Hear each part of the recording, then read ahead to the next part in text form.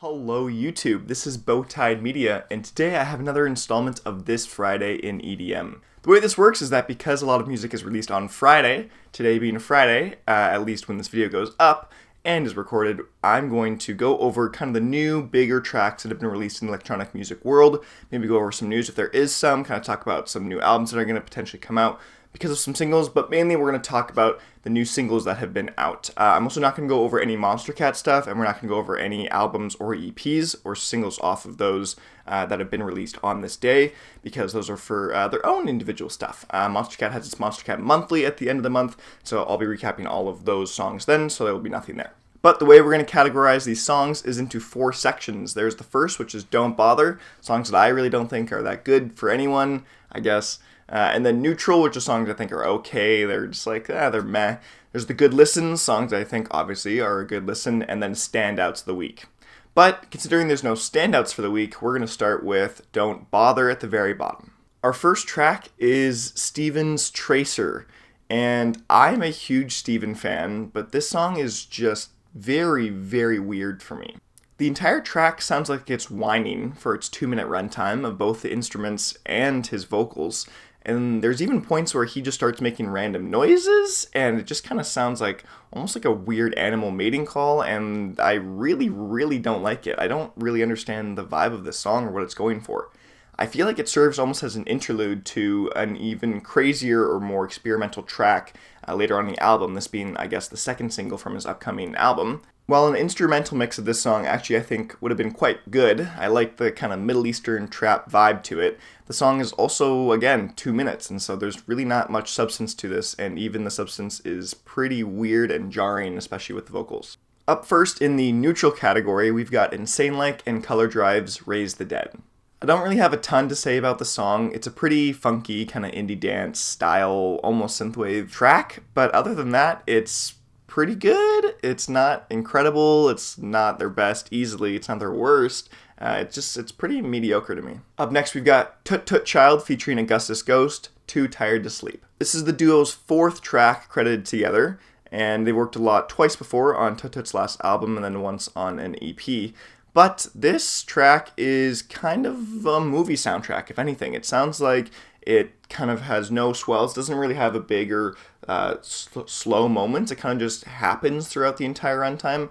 Augustus' vocals are quite good, and I really like their style, but there's really not much substance to the song. The perfect word I would use to describe the song is just uninteresting. Up next, we've got Lucian's Bittersweet. This song is similar to the one we just talked about in the fact that nothing really happens. It's kind of this chill vibe throughout the entire song, not a ton really happening, and there's no big, I guess, chorus or drop that happens in these projects. Not like all songs need to, but there just feels like there's something missing, even though I enjoyed the song as it kind of went on. Lucian used a strange sample. He used the classic Kill Bill movie soundtrack, like the wee as the end, and then slowed it down and kind of reverbed it slightly, and it was just weird. It felt very not against what the vibe was of the entire track, so in that sense I really wasn't a fan.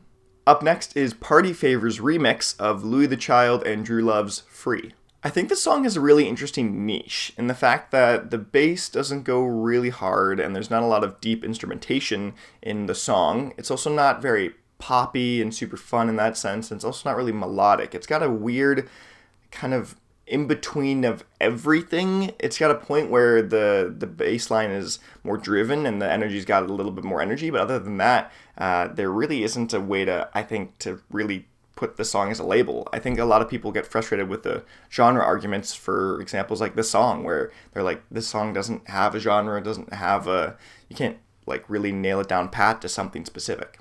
Up next, we've got Duvall and Manila Killer's track featuring Griff Clausen, You and Me Now. Well, the track I would definitely not label as synthwave. It definitely has a lot of inspiration from it, and you can kind of tell the background of this track is very much has that synthy 80s vibe to it. It's also got a deep driving kick throughout the entire song, which is a lot of fun and really engaging, especially if you're in a more club setting. But other than that, I thought the lyrics were pretty repetitive and the song wasn't any more interesting than, I guess, anything else on this list. Up next, we have Gray's For the Night. I think this track is something that you would pretty much expect from Gray. It's a radio-friendly, poppy, electronic dance track. Really nothing special here. It kind of sounds a lot like Marshmello to some extent. And if you're a hardcore EDM person that really doesn't like the big guys, this song is definitely not for you. Up next, we've got Nightmare in Subtropics featuring Boogie T, Nuclear Bass Face. This song gives me a lot of old 2011, 2012 dubstep vibes where reggae was kind of an inspiration for a lot of tracks, especially in stuff that Skrillex had produced. This one has an absolutely fat drop, and Boogie T's vocals really lend itself to the track quite well. Up next is Galantis Shipwreck and Pink Sweat's Only a Fool. This is your pretty standard cookie-cutter Galantis track for the most part. With a funky bass line, high synth hits, and a minimal runtime of just about 2.5 minutes, this song is, you're pretty much your standard Galantis track. And me being a pretty big Galantis fan myself, this song was pretty meh. It feels like a filler if it were going to be on an album, but yeah, I mean, give it a try. It's fun, it's energetic. Up next, we've got Cruella and Nervo featuring Raja Kumari and their song Goddess. The song sees a collaboration between the two kind of power female duos in the EDM business of Nervo and Cruella. The song is a pretty solid track that has a lot of female empowerment vibes spread out across the entire track. It almost feels like a power ballad for women in the EDM industry, and in that case, I actually quite enjoy it. Up next, we're going to be moving into the good listens portion of this Friday in EDM, and we're going to start off with Murdoch and FLX, Dollars Aren't Cheap. This is the song that came out this week that had the most narrative throughout the actual track, own individual narrative throughout the track. It takes a very, very Western vibe to it. The drum and bass production is strong, and the lyrics really do drive home just the fun narrative storytelling of this track. Up next, we have SLANDER and Jason Ross featuring JT Roach, Better Than Heaven. I always love watching JT Roach and SLANDER collaborate. I think their vocals and production really, really complement each other, and this track is no exception. This is your pretty classic SLANDER melodic dubstep track, and if you're someone that even remotely likes SLANDER stuff, you're going to have a fun time with this one. Up next, we've got Just a Gent and Caitlyn Scarlett's Fire. I've always been a sucker for Just a Gent's kind of weird mix of a deep house and a glitchy kind of electro hop vibe. It's kind of a weird in between everything and always has like a dark undertone throughout the tracks. And I've really liked his style, and this song is also a great testament to his style specifically. The drops are absolutely the best thing about the song, and considering it's got the longest runtime of any track this week, I would give this one a listen for sure. And finally, we've got Riot's Jackknife. This is pretty classic Riot. It is a fun, energetic banger that has their classic tropes in it. And while this is a fun, energetic, engaging track, it's still not their best. And I think considering that this is a track that's not their best, but it's still number one for this week, is just a testament to the quality and production value, I guess, that Riot brings to the table. But that is it for this week. Thank you guys so much for watching. I've been Bowtied Media.